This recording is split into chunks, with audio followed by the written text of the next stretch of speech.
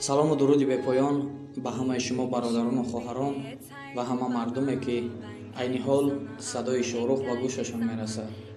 умедвор ҳастам ки иди саиди қурбонро ба хушӣ, ба хурсандӣ ва вақти хуш паси сар кардед.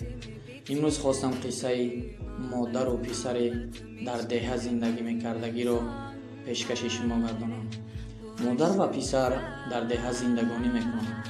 зиндагӣ мушкил, кори деҳа, зиндагии вазнин ва писар омада ба назди модар бо як фиғон, бо як овози баланд мегӯяд: модар, ман аз кори деҳа дилгир шудам, мехоҳам ба шаҳр раваму зиндагии худро алоҳида кунам.